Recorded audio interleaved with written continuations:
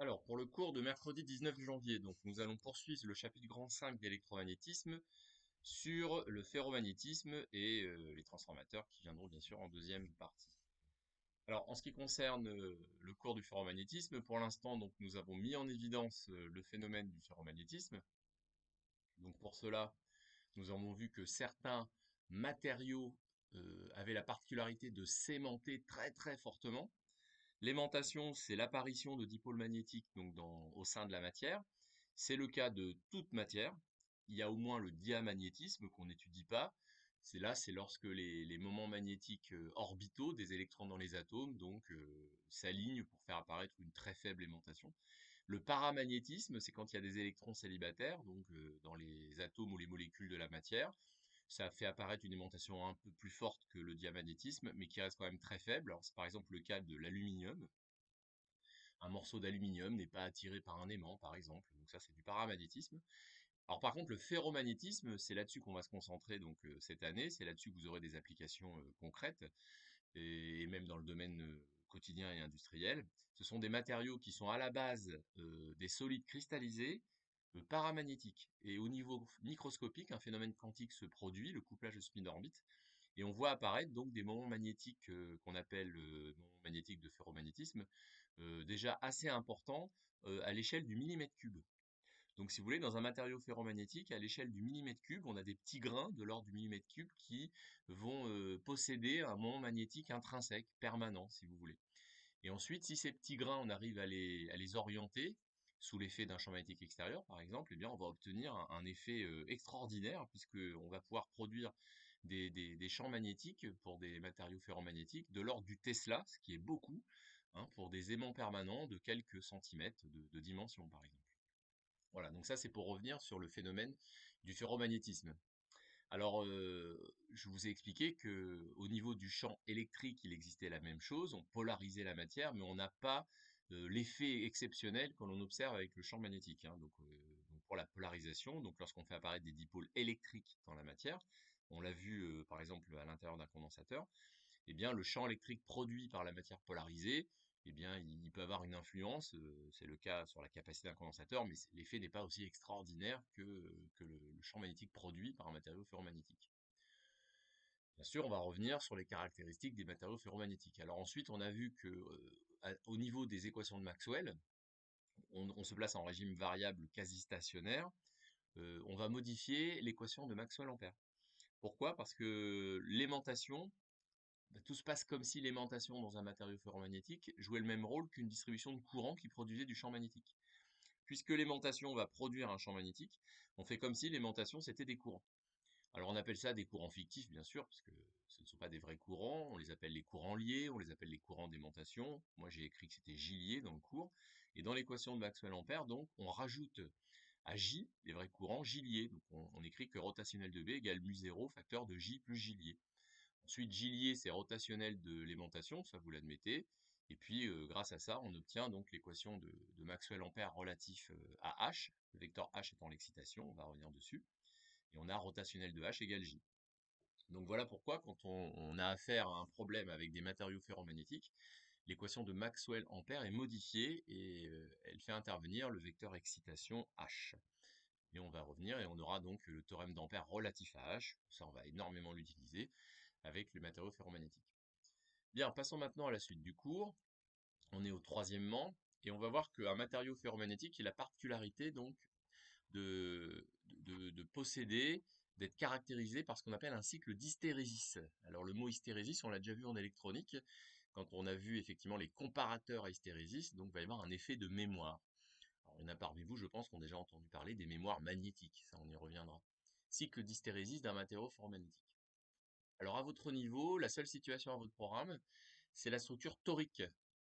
Donc en effet, c'est quand on considère qu'un matériau ferromagnétique, là c'est le cas de l'anneau blanchâtre là, que vous avez à l'intérieur, voilà. Donc on va tailler, on va construire un noyau ferromagnétique, un tore ferromagnétique, un anneau ferromagnétique, c'est ce que vous avez ici, et on va l'entourer par N-spire.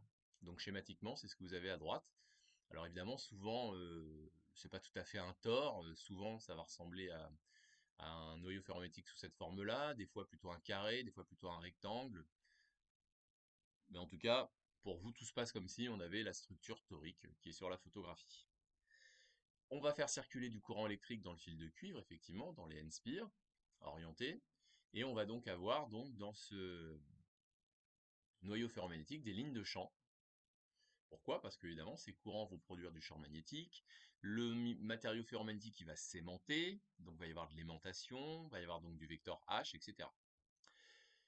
On admet que les dimensions sont telles que petit a, l'épaisseur est très petite devant le rayon moyen, et dans ce cas-là, vous affirmez directement, des fois c'est rappelé dans l'énoncé, mais c'est la seule situation à votre programme, vous affirmez que les lignes de champ de B, de H, de M, donc toutes les lignes de champ, des trois vecteurs, champ magnétique, excitation magnétique et aimantation, eh bien, ce sont tous les cercles d'axe Z. Donc ces trois vecteurs sont collinéaires, selon Uθ, ils sont orthoradiaux, et on a effectivement donc tous les cercles qui sont des lignes de champ magnétique. Ensuite, on admet aussi que le champ magnétique, l'aimantation, le vecteur H, c'est rigoureusement nul à l'extérieur. Donc on avait déjà vu ça sur la structure torique en magnétostatique. Donc le dispositif ne produit pas d'aimantation. Alors l'aimantation évidemment, parce qu'à l'extérieur c'est de l'air, et l'air c'est pas du tout ferromagnétique, c'est diamagnétique, donc l'aimantation elle est quasiment nulle. Donc il n'y aura pas non plus de champ magnétique et d'excitation donc à l'extérieur du tor, et on aura uniquement à l'intérieur. Dernière petite chose, on admet aussi, vu la géométrie, que les champs B, M, H sont uniformes en norme. Alors évidemment, ils sont selon Uθ, donc ce qui veut dire que leur direction change selon l'endroit où on est dans le tor. Par contre, leur norme ne dépendra que du temps, B de T, M de T, H de T. Ils sont uniformes en norme. Donc voilà la situation qui est à votre programme, que vous rencontrerez. Le matériau ferromagnétique a une structure torique, alors plus ou moins circulaire, enfin en théorie c'est circulaire. Les lignes de champ sont les cercles d'axe Z. Les trois vecteurs B, H, M sont collinéaires, sont uniformes en norme. Et bien sûr, puisqu'on est dans la RQS, j'ai mis ici la tension U et le courant I au niveau des N-spires de cuivre est à 50 Hz en pratique. Enfin, on est dans la RQS, la fréquence n'est pas très élevée. Alors ensuite, on reprend la définition du vecteur H. Donc le vecteur H, l'excitation magnétique, on a vu par définition que c'était B sur mu0 moins M. Donc évidemment, si vous projetez, ça veut dire que B de t, c'est mu0 fois H de t plus M de t. Voilà, dans le tor. Donc ça, c'est prérequis. Hein. Voilà ce que on va partir avec toutes ces hypothèses pour la suite.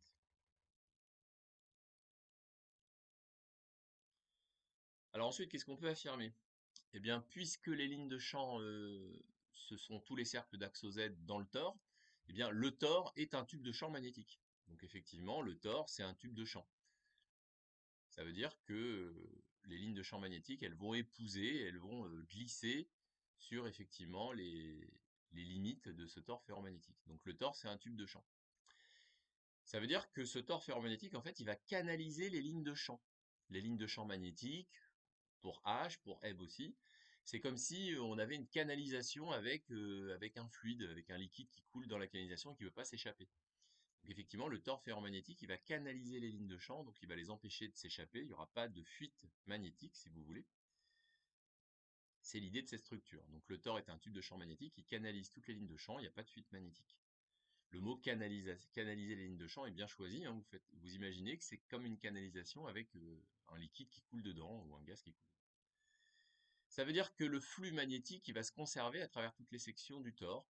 Donc en effet, hein, dans un tube de champ fixe, il y a conservation du flux magnétique à travers toutes les sections. Donc on dit que ce flux magnétique, en fait, c'est le flux commun, c'est le même flux magnétique à travers toutes les sections du tor. On appellera S la section du tor. Et puis dernier intérêt, c'est que le champ magnétique, il va être de l'ordre du Tesla, hein, donc il va être très intense dans le tor. Quand vous aimantez un matériau ferromagnétique, vous obtenez un champ magnétique très important. 1 Tesla, c'est très important. La Terre, elle produit 10-5 Tesla à la surface de la Terre. Et ça nous protège effectivement des rayons cosmiques hein, par le bouclier magnétique. Donc un champ magnétique de 1 Tesla, c'est énorme. Donc l'intérêt de la structure torique, hein, les trois choses qu'on a envie de voir sur votre copie ou entendre à l'oral, c'est que le tor, c'est un tube de champ, donc il canalise toutes les lignes de champ, pas de fuite magnétique. Le flux magnétique, il se conserve à travers toutes les sections, et le champ magnétique va être très important. Alors quel est le schéma électrique équivalent? Alors bien sûr, schéma électrique équivalent des fils de cuivre. Alors on néglige la résistance des N-spires. Ça, c'est souvent écrit dans l'énoncé. Alors, si c'est pas le cas, on verra ce qu'on fait en TD. Donc, pour le circuit électrique proprement dit, c'est-à-dire uniquement les, les N-spires, hein, uniquement le fil de cuivre, donc uniquement cette partie-là, on pourra écrire que tout se passe comme si on avait une FEM induite totale. Donc pas de résistance électrique. Quand je dis FEM induite totale, ça veut dire auto-induction et induction mutuelle. Donc ça veut dire que on va prendre en compte le flux magnétique total. Donc grand U égale moins petit e. Petit e égale moins dφ sur dt, ça c'est la loi de Faraday, hein, qui est valable tout le temps, avec phi le flux magnétique total, c'est-à-dire le flux du champ magnétique total qui traverse les n-spires. Donc pas uniquement le champ magnétique produit par les n-spires elles-mêmes. Ça, ce serait que l'auto-induction. Là, on prend vraiment le tout. Donc le flux magnétique total. Et le flux magnétique total dans le tore, on a dit que c'était B tout à l'heure. On a donné ses caractéristiques. Donc phi total, c'est aussi phi, le flux commun, le flux magnétique commun, fois grand N, évidemment, parce qu'il y a grand N spire. Donc le flux magnétique total qui traverse les N spires de cuivre, c'est grand N, le nombre de spires, fois le flux à travers une spire, c'est-à-dire ce qu'on a appelé phi, le flux magnétique commun, avec B, le champ magnétique total. Donc attention, on va certainement pas dissocier le champ magnétique propre, le champ magnétique créé par l'aimantation. Non, ça c'est pas possible. À votre niveau, on prend en compte le champ magnétique total qui prend en compte tous les effets. Le champ magnétique créé par les spires, le champ magnétique créé par l'aimantation, voilà, tout ça est globalisé à votre niveau et on s'intéresse uniquement à B total. On va jamais dissocier les champs magnétiques, on va pas les décomposer. Donc c'est le B total. Donc j'ai rappelé que phi c'était grand N, le nombre de spires, enfin fois l'intégrale double de B scalaire ds à travers une spire, et ça fait tout simplement NBS. Donc première relation, U, la tension qu'on va imposer, NS dB sur dt. Ensuite le théorème d'Ampère relatif à H. Alors, on a vu déjà que, je l'ai rappelé en tout début de cours, que l'équation de Maxwell-Ampère était modifiée en présence de matériaux ferromagnétiques, puisque l'aimantation est exceptionnelle. Donc l'aimantation est une source très importante de champ magnétique, il faut l'inclure dans les équations de Maxwell, c'est une source. Et pour l'inclure, on a modifié l'équation de Maxwell-Ampère. On l'a écrite sous la forme rotationnelle de H égale J. Donc le théorème d'Ampère relatif à H, c'est la circulation de H sur un contour fermé, qui vaudra donc I total. Alors ici, on choisit bien sûr comme contour d'Ampère, c'est un cercle. Voilà, donc vous choisissez le cercle orienté ici. Puisque H est selon Uθ, ça fait donc H fois le périmètre moyen, qu'on appelle 2π grand R, ou alors petit l, peu importe, le périmètre moyen. Et on voit bien que d'après la règle de la main droite, si vous orientez le contour C avec vos doigts, on compte positivement le courant s'il traverse selon le pouce. Donc là, ça veut dire qu'on va compter positivement n fois le courant I qui va traverser ici n fois un disque qui s'appuie sur le cercle C. Donc voilà pourquoi on obtient une relation assez simple. Mais encore une fois, c'est pas une formule magique, il faut que vous compreniez d'où ça vient, savoir le justifier. On aura donc H fois 2π grand R égale NI. 2π grand R, c'est aussi petit l pour simplifier le périmètre moyen du tore. On obtient donc ces deux relations. Alors en pratique, la tension U, elle est fournie par exemple par une prise de courant EDF, donc c'est grand U cos oméga t, oméga c'est 2πf et f c'est 50 Hz. Puisque on vient de voir que U, c'était donc ns dB sur dt, ça veut dire que le champ magnétique, il aura aussi une forme sinusoïdale, grand U sur ns oméga, sinus oméga t. Donc en effet, si vous observez la tension U, le champ magnétique, B en fonction du temps, aura une forme sinusoïdale. J'ai rappelé grand T la période, donc ici grand T sur 4, grand T sur 2. Par contre, si on observe le courant I qui est débité donc, dans les spires, eh bien, on observe que le courant I n'a pas du tout une forme sinusoïdale. Or, le courant I, on le voit sur cette relation-là, lui, il est proportionnel à H. Ça veut dire que B, qui a une même forme mathématique que U, est sinusoïdal. Par contre, H, donc le courant I et donc H, n'est pas du tout sinusoïdal. Pour le courant I, on aura une forme comme ceci. Alors tous ces signaux-là, effectivement, ils seront observés au cours d'une séance de TP court, quand on pourra se revoir en présentiel, effectivement. On aura une séance de TP court où je vous ferai observer tout ce dont je vais vous parler et on observera effectivement que ces signaux-là. Donc première constatation, le phénomène qui se produit, donc lorsqu'on aimante un matériau ferromagnétique avec cette expérience-là, avec les N-spires, le phénomène n'est pas linéaire.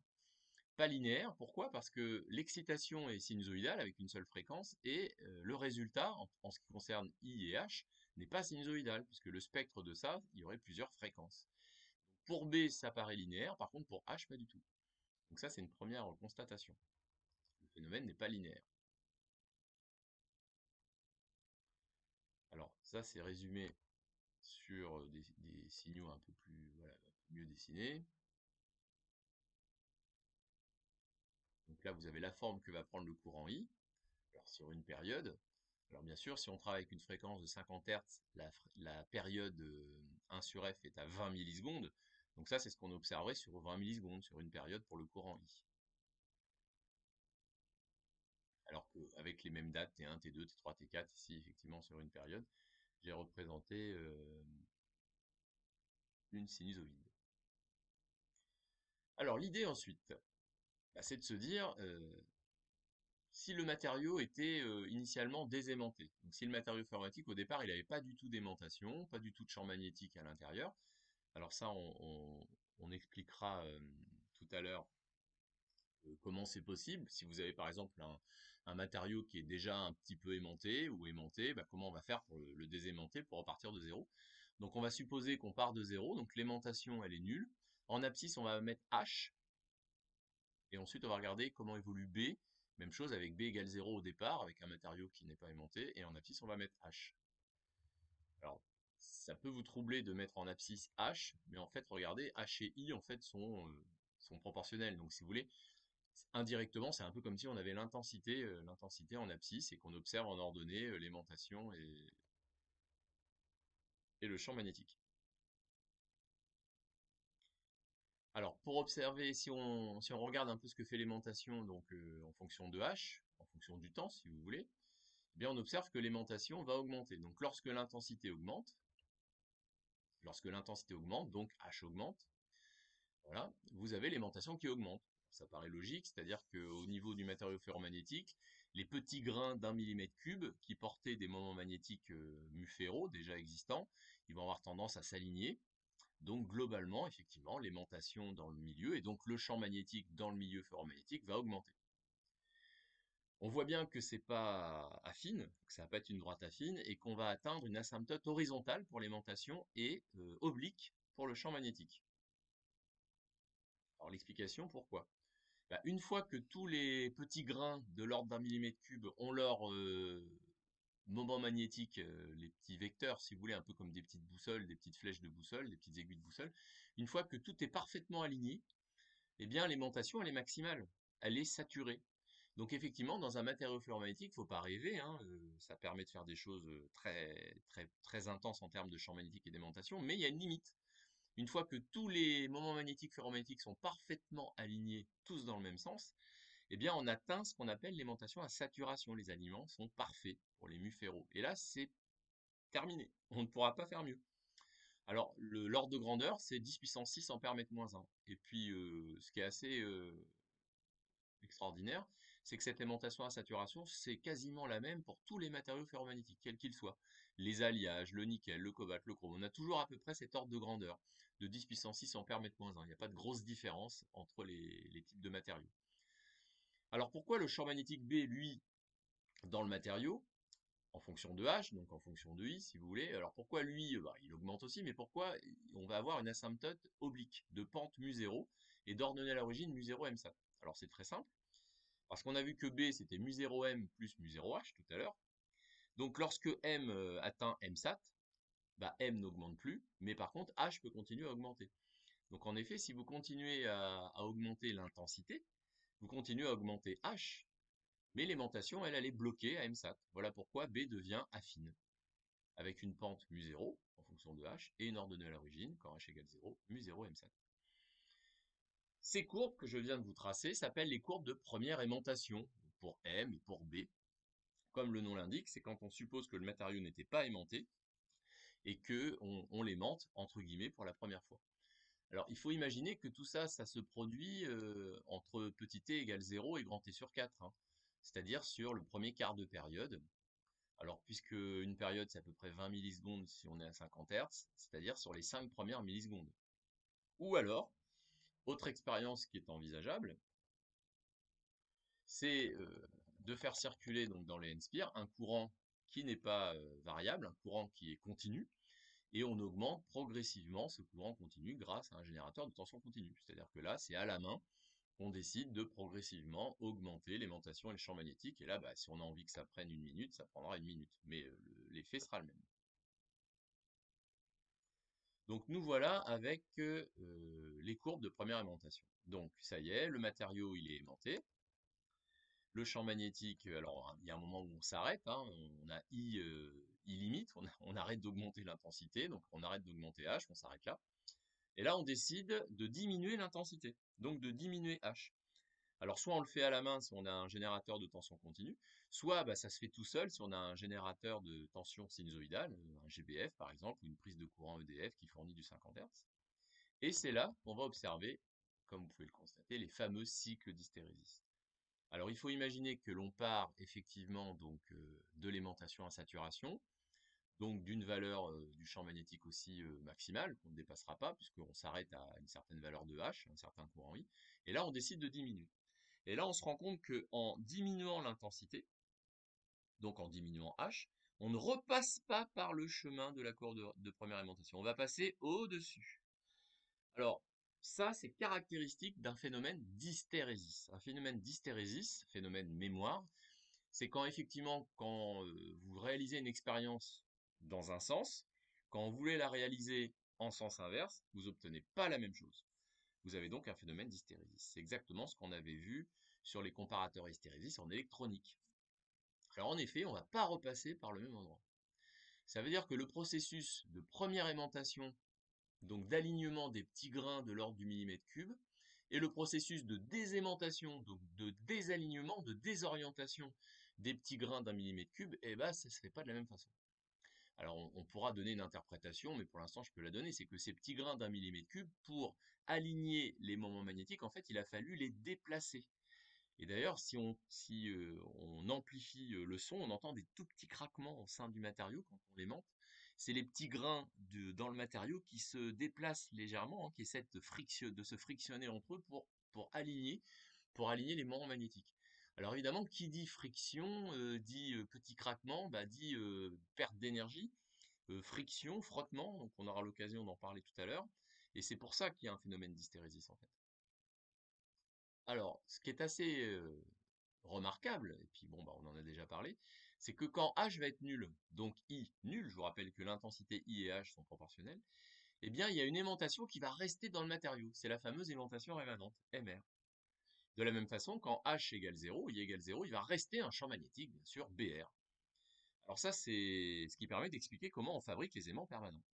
Donc en effet, quand vous avez un matériau ferromagnétique qui n'est pas aimanté, quand vous l'aimantez pour la première fois, et que vous essayez donc, et que vous coupez le courant, si vous voulez, et que vous allez pouvoir retirer les N-spires et puis voilà, l'isoler, eh bien, il va rester une aimantation, il va rester un champ magnétique. Voilà, et ça, c'est l'aimant permanent.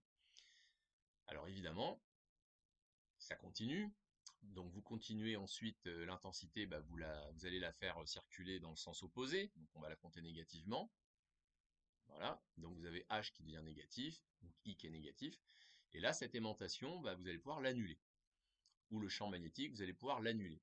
Donc ça veut dire que sous la contrainte d'une intensité qui circulerait dans l'autre sens, puisque H est négatif, donc I serait négatif, donc on aurait changé le sens de circulation de l'intensité dans les N-spires, ou alors ça se fait tout seul avec bien sûr un courant alternatif sinusoïdal qui est positif ou négatif, eh bien vous allez pouvoir annuler l'aimantation, annuler le champ magnétique sous la contrainte d'une intensité, donc sous la contrainte d'une excitation H qu'on appelle le champ coercitif. Donc ici on aurait moins HC et ici moins HC'. C'est pas tout à fait le même pour B et pour M. Si on continue à rendre l'intensité négative pour atteindre la même intensité que tout à l'heure mais dans l'autre sens, alors je dis une bêtise, par exemple ici je sais pas 2 ampères, ici moins 2 ampères, là on va voir qu'il y a une symétrie par rapport au point O. Donc il y a vraiment une symétrie par rapport au point O et on obtient la situation parfaitement symétrique ici. Même chose pour le champ magnétique. Une fois qu'on a atteint l'intensité maximale en valeur absolue dans l'autre sens, eh bien on décide à nouveau de l'annuler. Et en annulant l'intensité, donc on va à nouveau donc passer par un point où H égale 0 ou I égale 0. Et là, on a exactement moins MR. Donc on voit que c'est symétrique par rapport à l'axe des abscisses aussi. Et si on réaugmente l'intensité, on va pouvoir annuler à nouveau M et passer par HC, le symétrique de moins HC. Et puis on continue et on repasse par ce point-là. On a alors parcouru un cycle d'hystérésis. Et pour parcourir ce cycle d'hystérésis, on est passé de l'intensité maximale Imax égale 2 ampères, par exemple, à moins 2 ampères. Donc on a parcouru une période. Donc en régime sinusoïdal, à 50 Hz par exemple, ça a pris 20 millisecondes pour parcourir le cycle d'hystérésis. Alors bien sûr, attention, quand je dis parcourir le cycle d'hystérésis, il ne faut pas imaginer qu'il y a un point matériel qui se déplace, c'est pas vrai. Hein, c'est l'aimantation dans le matériau ou le champ magnétique dans le matériau qui va être modifié et qui va varier périodiquement.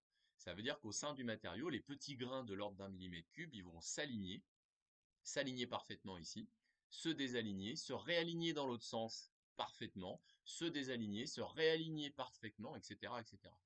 Donc c'est comme si vous aviez les petits vecteurs moments magnétiques, ferromagnétiques dans les petits grains d'1 mm3, un petit peu comme des aiguilles de boussole qui s'alignaient parfaitement vers le haut, par exemple, qui se désalignaient, aimantation nulle, qui se réalignaient parfaitement vers le bas, qui se désalignaient, etc. etc. Et ça, on peut bien sûr le réaliser périodiquement. Et on a la même chose pour le champ magnétique. Voilà pourquoi on dit qu'en régime sinusoïdal forcé, à la pulsation oméga égale 2pi sur t, t la période, f égale 1 sur t la fréquence, l'aimantation dans le matériau décrit un cycle d'hystérésis et le champ magnétique aussi, de période grand T.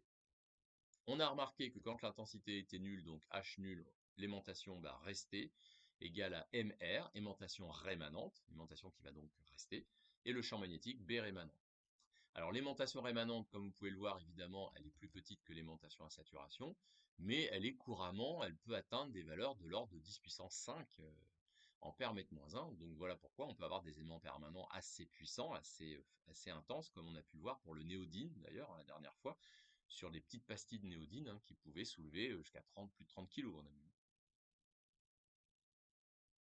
Le champ magnétique rémanent, lui, il va être de l'ordre de 1 Tesla. Alors couramment, dans les exercices, on verra 0,7, 0,6, 0,8 Tesla. Donc il est important, le champ magnétique rémanent.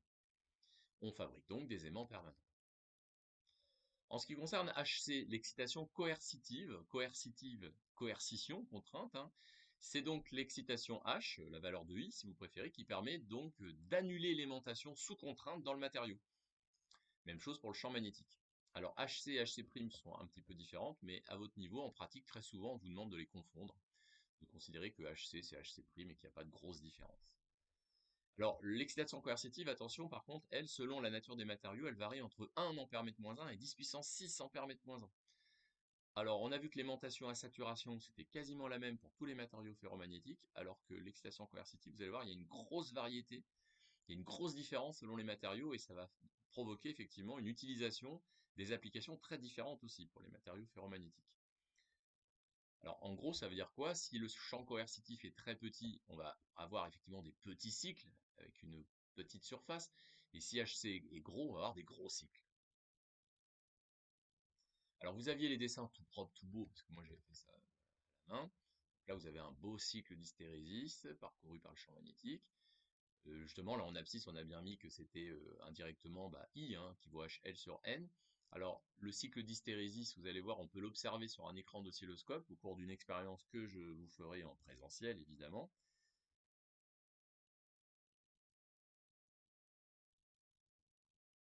Donc là, vous l'avez tout beau pour l'aimantation, là vous l'avez tout beau pour le champ magnétique. En pointillé, on vous a remis les courbes de première aimantation. Donc une fois que la courbe de première aimantation elle est parcourue, vous avez compris, après c'est terminé, on va plus jamais la parcourir. Sauf si on arrive à désaimanter parfaitement le matériau, et on va expliquer comment on peut s'y prendre. Donc là, vous avez les gros cycles d'hystérésis, on appellera les matériaux ferromagnétiques correspondants durs. Et là, vous avez les petits cycles d'hystérésis très fins, on appellera les matériaux ferromagnétiques correspondants doux. Là, j'y peux rien, c'est le vocabulaire officiel.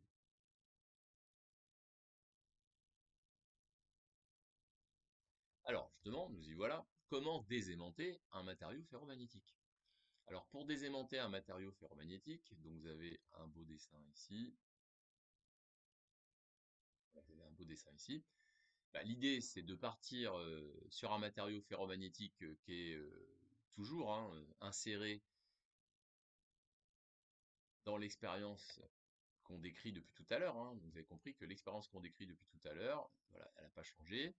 On a toujours le tore ferromagnétique, les N-spires, voilà, là vous avez la photo qui caractérise, et on impose une tension aux bornes des N-spires, donc un courant dans les N-spires, et donc on considère que le matériau, il est en train de parcourir son cycle d'hystérésis, voilà, B en fonction de H, donc le gros cycle si vous voulez, et on décide de diminuer l'amplitude de l'intensité. Par exemple, si c'était 2 ampères, eh bien on va l'annuler progressivement, et en diminuant l'amplitude de l'intensité, le cycle d'hystérésis, eh bien, il va devenir de plus en plus petit.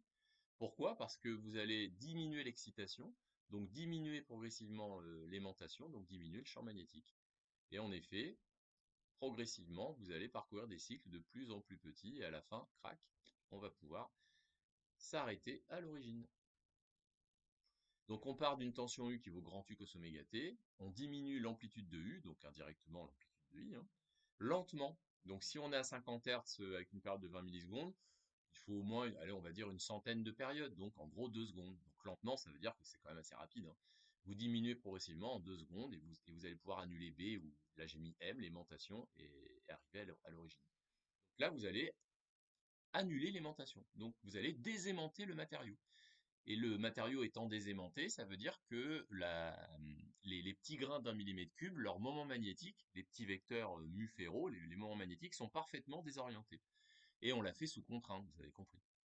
Ensuite, vous pouvez retirer les spires, votre matériau, ça y est, il est désaimanté. C'est pas un aimant permanent, il est désaimanté comme n'importe quel matériau paramagnétique ou diamagnétique qui ne subit pas un champ magnétique extérieur. Donc vous repartez sur un matériau pur, si vous voulez. Ça, c'est pareil, vous le verrez au cours de la séance en TP court. On pourra désaimanter une carcasse en acier, par exemple. Alors maintenant, d'autres applications. Là, on est vraiment dans la culture. Vous n'avez rien à savoir par cœur, c'est juste comprendre l'intérêt. Je vais vous parler bien sûr de la mémoire magnétique. Alors, mémoire magnétique, bien sûr, les disques durs d'ordinateur sont toujours conçus avec une mémoire magnétique. Et puis les bandes magnétiques. Alors les bandes magnétiques, ça vous parle pas, mais les bandes VHS, les cassettes audio, les disquettes, voilà, donc les bandes magnétiques qui étaient utilisées évidemment jusque dans les années 1990, quoi, à peu près. Mais ça vous permet d'expliquer comment on pouvait faire des enregistrements analogiques sur bande magnétique. Alors par contre, sur un disque dur, l'enregistrement, il est numérique. C'est-à-dire que sur le disque dur, on va enregistrer que des 0 ou des 1. Alors sur un disque dur d'ordinateur, bien sûr, en réalité, il y en a plusieurs. Là, vous avez plusieurs disques métalliques magnétisés, vous voyez, vous les avez ici. Vous avez une tête de lecture. La tête de lecture, c'est la toute petite pointe qui est ici, qui est reliée à un bras, qui va pouvoir la déplacer très très vite, le plus vite possible sur la surface. Alors, plus la technologie avance, plus le pixel sur le disque métallique, il est petit. Là, on est à peu près sur des pixels de l'ordre du micromètre carré. Donc à l'œil nu, c'est quasiment ponctuel. Une sonde, qu'est-ce que c'est? C'est une toute petite pointe elle-même ferromagnétique avec une bobine de fil, et dans cette bobine, on pourra soit faire circuler du courant, soit enregistrer un courant. Alors, quand la sonde, donc la petite pointe ici, elle est au-dessus du pixel, si par exemple le pixel, si on part d'un disque dur qui était vierge, où il n'y a aucun enregistrement, et bien là par contre dans la bobine, on va faire parcourir un courant. Et on va envoyer un courant relativement faible, hein, de manière à ce que la sonde, elle produise un champ magnétique suffisant pour aimanter la petite zone ici. Et on va donc aimanter la petite zone. Ensuite, la sonde, elle s'en va, et on a vu qu'il allait rester une aimantation, et c'est l'aimantation rémanente MR. Quand cette aimantation dépasse un certain seuil, on a donc enregistré un 1 binaire. Si il n'y a pas d'aimantation, ou si on est en dessous d'un certain seuil, c'est un 0 binaire. Donc voilà comment on va graver, enregistrer des informations binaires sur un disque dur grâce à une sonde. Alors bien sûr, derrière, il y a toute une technologie sur le bras mobile, hein, pour que ce soit très rapide. Et on va pouvoir ainsi donc graver des 0 et des 1. Alors en ce qui concerne la lecture. Alors la lecture, c'est l'effet inverse. C'est-à-dire que on va passer la sonde au-dessus de la zone, au-dessus du pixel. Là, cette fois, on va pas imposer du courant on va pas imposer du courant dans la bobine, mais on va pouvoir enregistrer un courant dans la bobine. Alors en effet, c'est le phénomène d'induction.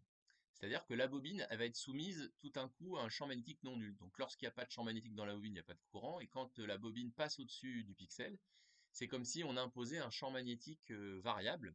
Et on va donc avoir un courant dans la bobine. En enregistrant ce courant, s'il dépasse un certain seuil, c'est qu'on est passé au-dessus d'un 1. S'il est en dessous d'un certain seuil, c'est qu'on est passé au-dessus d'un 0.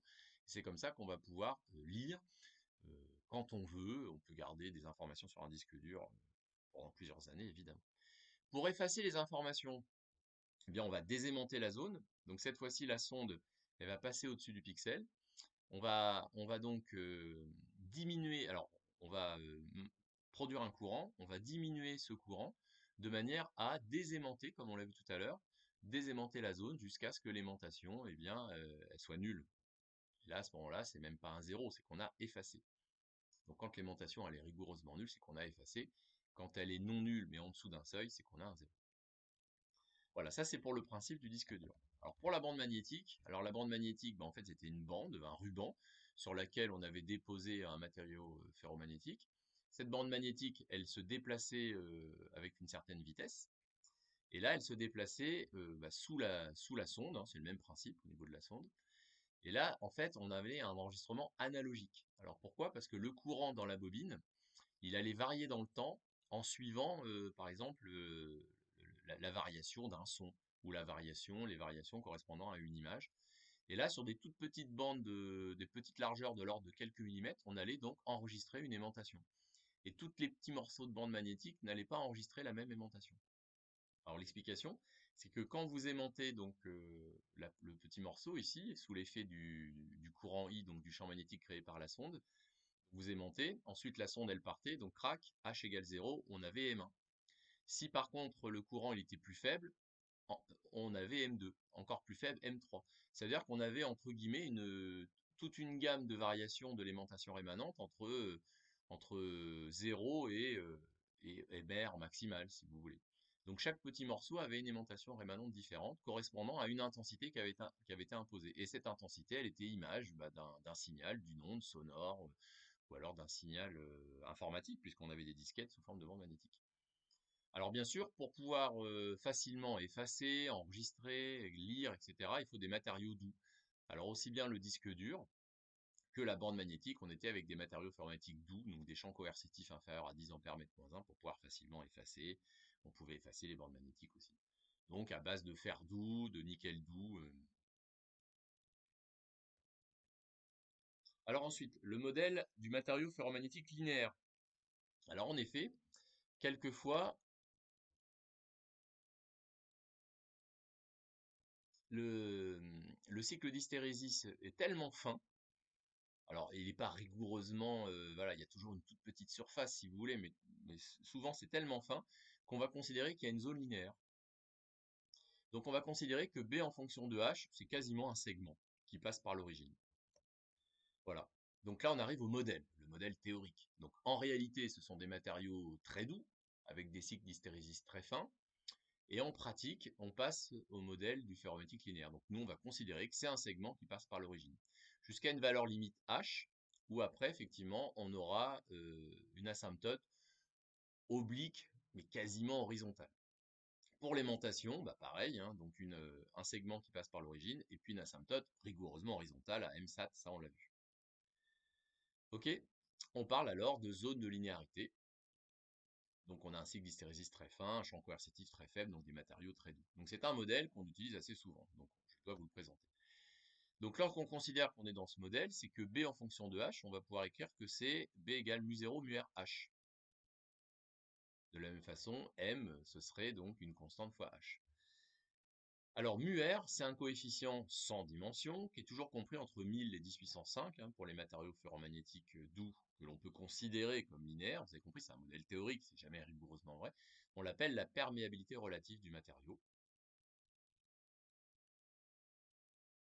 Et on va pouvoir voir des applications. Alors en effet, l'asymptote ici, vous la connaissez déjà, hein, c'est B égale donc mu0 H plus M. D'accord? Donc là, on verra que la pente, c'est mu0. Donc c'est pour ça que mu0, c'est 10-7. Hein, juste pour vous expliquer pourquoi l'asymptote oblique, elle est quasiment horizontale, c'est que là, vous avez une pente qui vaut mu0 mu-r, donc mu0 c'est de l'ordre de 10-7, bon mu-r 10 puissance 5, on est à peu près à 10-2, alors que là, la pente de l'asymptote, on l'a déjà vu là, tout à l'heure, on a vu que c'était mu0, 10-7. Donc voilà, 10-7, 10 puissance moins 2, hein, donc c'est-à-dire que là, cette pente, elle est très très très faible par rapport à celle-là, voilà pourquoi on dit qu'elle est quasiment nulle et que c'est quasiment horizontal. Alors les applications. Alors une application très courante, c'est l'application pour augmenter les inductances. Alors je dois avoir des images pour expliquer ça.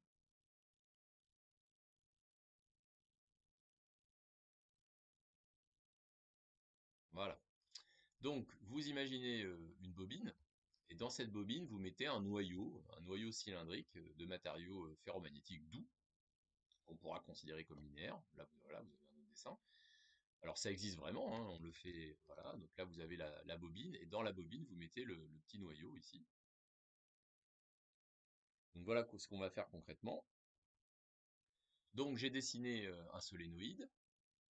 J'ai grisé, on a imaginé qu'on a mis un noyau de même dimension à l'intérieur, donc doux, considéré comme linéaire, avec une perméabilité relative mu-r. La bobine, elle a une spire. Et on va, une longueur petite L, bon, bah, très grande devant le grillon, le courant I de T, on est dans la RQS, et on va appliquer le théorème d'Ampère relatif à H. Pourquoi? Parce qu'il y a du matériau ferromagnétique. Donc on est obligé, puisque le matériau ferromagnétique, il va être source de champ magnétique non négligeable par son aimantation très forte. J'ai choisi comme contour d'Ampère le rectangle qui est ici, que j'appelle C, que j'ai orienté. J'aurai donc pour la circulation de H sur ce contour, eh bien H fois L. Pourquoi? Parce que on sait que H, dans le matériau ferromagnétique, il est collinaire à B, donc il est dirigé selon l'axe Z. Il est nul à l'extérieur, donc H scalaire dl, ça va être nul, le produit scalaire va être nul sur les côtés ici, et il reste que ces segments-là de longueur L. Là, je l'ai mis dans le même sens. Et ensuite, bah, le courant qui traverse, bah, c'est n fois le vrai courant, hein, bien sûr, c'est n fois I, puisqu'il y a n spires. Ensuite, on considère que B, c'est mu0 mu-r H dans le matériau ferromagnétique, donc mu0 mu-r Ni sur L. Le flux propre, c'est toujours NSB, avec B le champ magnétique total. Donc là, encore une fois, quand il y a du matériau ferromagnétique, on ne va pas dissocier le B créé par les spires, le B créé par l'aimantation, c'est pas possible. On globalise, on prend le B total, NSB, et par définition, c'est Li avec L, l'inductance propre de la bobine. Et là, évidemment, vous remarquez que l'inductance propre de la bobine, elle est très fortement modifiée, hein, puisqu'on va avoir mu0 n carré s sur petit l fois mu-r. Alors, j'appelle L0 mu0 n carré s sur petit l, parce que ça, c'était l'inductance propre d'une bobine quand il n'y avait pas de matériau ferromatique à l'intérieur, quand il y avait de l'air, par exemple, fois mu-r. Et puisque mu-r, c'est compris entre 1000 et 100 000, vous imaginez bien que l'inductance, on l'a très fortement augmentée. Donc ça permet d'avoir des inductances très fortes en mettant un matériau ferromagnétique doux.